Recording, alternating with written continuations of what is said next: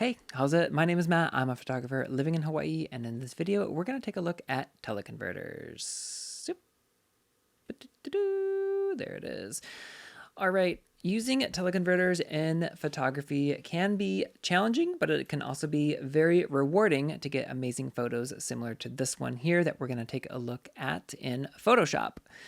So I get a lot of questions in regards to whether I use teleconverters or not, and the answer is sometimes I do and sometimes I don't. Anyways, getting back to this photo here, let's take a look at the sharpness of the photo. I was using the 1.4x teleconverter in this particular image, so zooming in here, I would have to say it's a pretty darn crisp image. You can clearly see strands of hair. You can clearly identify clothing wrinkles, for example, like that. You can see logos on the board, and most importantly, for sharpness at least, you can see the individual strands of water here in this like spider web effect as she's doing this turn. So pretty cool photo. I don't always use teleconverters. However, I do like to randomly select things in my camera bag, attach them onto my lens, and go out and shoot. Generally, when I'm shooting, I don't bring a camera bag full of options to be fully prepared for every single situation that comes up. Sometimes it's raining, sometimes it's really sunny, sometimes it's cloudy, sometimes it's just super windy, like in this case here. But I just like to be not as planned when I go and shoot. I just like to use my skill as a photographer and just get the best images that I can with what I have. So I encourage you to do the same thing as well, unless you're shooting some type of really important event or something like that, or like a paid gig. But let's take a look at some other example images. So this one's of Matthias here. Really great image. Some of the challenges that I face as a surf photographer is the weather. So I generally have zero control over these types of elements. Like, yes, I can bring a rain jacket, but that still doesn't change the fact that it's raining.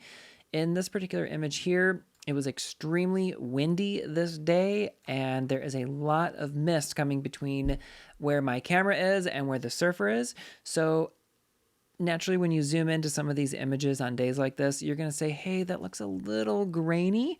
I don't think this particular image that I shot is extremely sharp. And the reason why I feel like it's not very sharp is because the illusion of all of the mist and the wind that's happening in this photo here. As far as clarity goes, I can clearly still identify logos. I can identify fingers. There's a leash.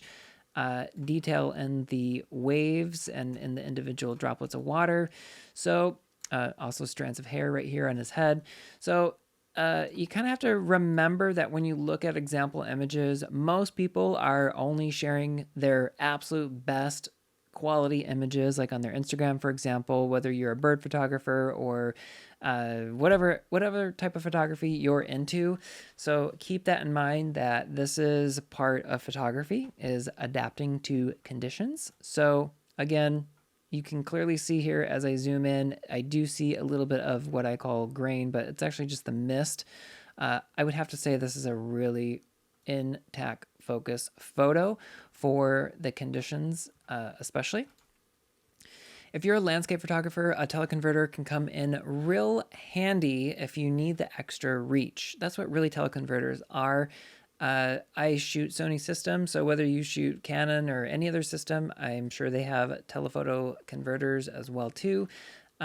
Most landscape photographers are shooting wider angle lenses.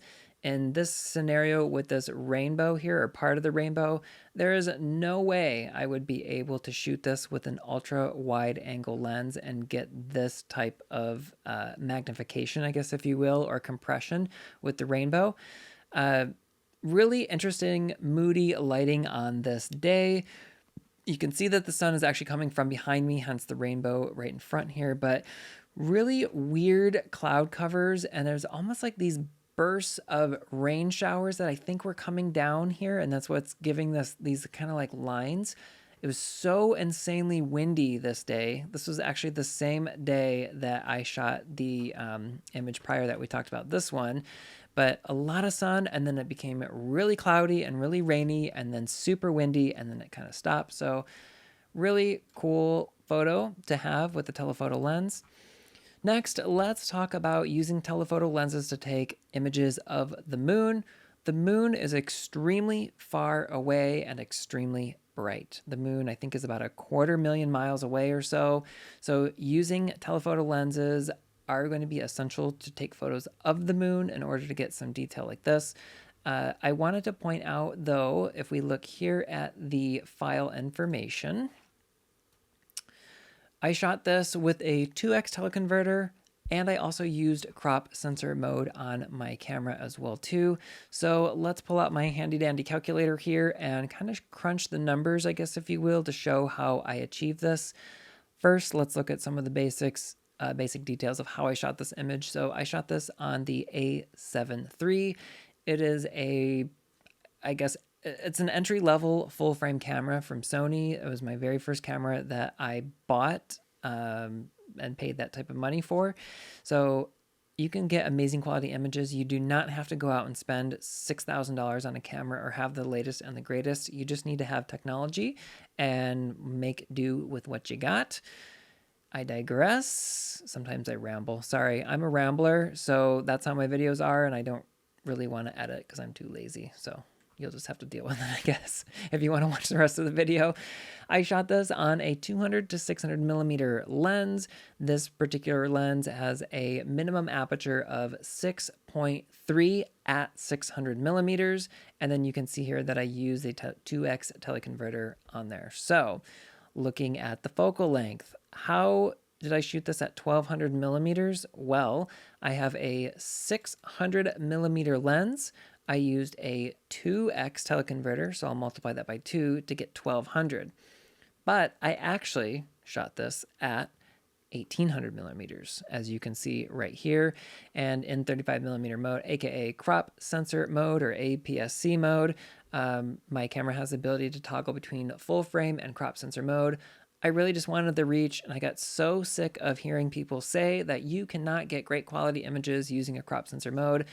Well, that's a bunch of BS because you can. There are limitations to them, and there are advantages and disadvantages, price being one of them between using a crop sensor camera and a full frame camera. However, you can get amazing quality images with your camera if you just have the right settings on your camera to do so. Most importantly, in addition to settings, it's also light. The moon is extremely bright, and it's a very fun subject to take photos of because it's so bright and well lit. Crop sensor cameras can get a little tricky to take in lower lighting, but we'll save that for another video. If you're interested in learning more about that, let me know in the comments below. But this video is about using a teleconverter. So in this photo here, crop sensor mode, as we discussed, I was shooting it at 600 millimeters with a 2x teleconverter to make 1200 millimeters. If you use APS-C mode on your camera, it's going to use half of the sensor size. So it's going to multiply it by 0.5, which of course is going to give you 600. So 600 plus the 1200 millimeters is going to give you 1800 millimeters equivalent. The teleconverters do not change the focal length of your actual lens. So this is my 600 millimeter lens right up here. By adding a teleconverter on, it does not change the focal length. It's still a 200 to 600 millimeters. However, the teleconverter is going to magnify what is being recorded onto the sensor. So a 1.4x teleconverter is going to magnify your image by 1.4. A 2 times teleconverter is going to magnify it by 2. Hence, to change the focal length of 1800 millimeters that we just talked about from 1200. So with that said, I just wanted to go over those details. The next thing that I would like to talk about is that not only does your teleconverter magnify the focal length, but it's also going to magnify the minimum aperture that you're able to shoot at. So similar to how we just looked at the focal length, let's get out our handy dandy calculator one more time, which I don't know where my calculator went. Oh, there it is, found it. This particular lens has a minimum aperture of 6.3. So 6.3. When you use a 2x teleconverter or a 1.4x or any teleconverter, it's also going to multiply your minimum aperture by that value as well. This is a 2x teleconverter in this scenario here, so I'm going to multiply my minimum aperture by 2. Now, sometimes, which I don't blame a lot of people, is a lot of people get really nerdy and very ultra technical into things, and I'm sure someone who is watching this video is going to clock me on something that I've said at some point, but a lot of my videos that I make are really designed for more beginner and intermediate levels, so I'm not sure if you are or are not familiar, but we do not have a focal length or a minimum aperture or an aperture just in general of 12.6. When you're using a teleconverter, it's always going to round up to the next highest value, which would be f13 in this case, and you can also see that's what I shot it at right here. If I had my 600 millimeter lens and I was using the 1.4x teleconverter, I would multiply that number by 1.4. So 600 millimeters with the 1.4 with the 1.4 teleconverter is going to give me 840 millimeters. It's also going to give me 6.3 times 1.4. It's going to give me a minimum aperture of f9, which is what I actually shot these other images at that we were just looking at. So this image here and this image here and this image here. Moving along to using teleconverters in different scenarios. I know that at this particular location where I shot this photo of, I wanted more reach. I can shoot wider if I wanted to. I might get some of the rocks in between the surfers going. So like right here, you can see all of these rocks. So this location and this location are the same place, but just different action is happening in different locations. So using a teleconverter is going to allow for the extra reach to give you completely different images. This image here is not cropped. This is just straight out of the camera, and the size, of course, I did edit the photo. I color graded it accordingly, but it's really cool to be able to see how the teleconverter is able to latch onto the subject and maintain the focus. So these are the images here. This great image. I absolutely love this image. You can see everything pretty much in focus. You could see the water drops on her face, similar to how we talked about earlier, that some of this might look a little grainy. I'm not sure if you'll be able to see that on your end of the camera, but when you zoom in pretty far, things do tend to get a little bit more pixelated. I have had images absolutely laser in focus, and I've had some images like this where I find it to be a little bit soft, but mostly due to the fact of the conditions that were present. I have no control over the wind or the moisture in the air that's coming through here, so you just have to make do with what you got. Moving right along here. So black and white images with the teleconverter, I mean, there's nothing to really talk about. I just converted this into a black and white image, and the reason why I did that is because I did think there was a lot of mist and moisture coming through the air, and I just thought it was more powerful of an image to convert over to black and white. Same thing with this photo here. I just liked the silhouette of the rider. I just think it's pretty cool to have that kind of feature in the photo edit. So I suppose the last thing that I want to talk about is somewhere here, somewhere here, I knew that I had my 70 to 200 G Master lens here. Some people ask about the weight of adding a teleconverter onto the lens. It does not add hardly any weight. This is super extremely lightweight, so you do not need to worry about it being very bulky or heavy. I handheld all of my lenses, unless I'm doing video, but even my 200 to 600, which is right here, I handhold it. So it does not add any additional weight. It does extend a little bit on to your back of your lens here, which attaches to your camera, of course, but pretty self-explanatory how this works. This is just the back of my camera here. There's nothing secret about it whatsoever. Teleconverter is going to have two different sides to it, of course. There is this side here that goes onto the camera sensor, and then this side, which has like a tube, which you can see here. I'll put some B-roll in here just so you can see it better, because otherwise it doesn't look as good. But very easy to attach this. just simply line up the dots. Like, you know when you're like recording a video and like it just doesn't go as planned and you're just like trying so hard to make it efficient, but line up the dots, listen for the click, and then you know that it's attached just like this.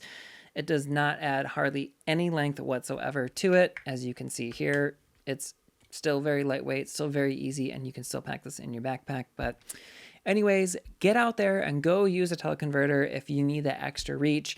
The only other thing that I would like to make note of is, I guess if you are debating on getting one or not getting one, in my opinion, if you are shooting wider angle lenses, so let's say you have a 200 to 600 or a 70 to 200 or whatever and need a little extra reach, you can achieve that certainly with a teleconverter, but there comes a point where you might be slowing down your focus a little bit.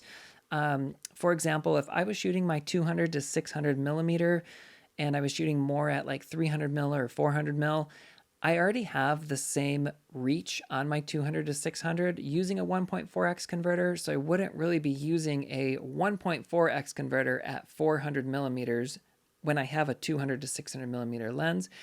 The reason being is, well, let's get out our handy dandy calculator here. If I'm shooting at 400 millimeters and I'm using a 1.4x teleconverter, I'm shooting at 560 millimeter.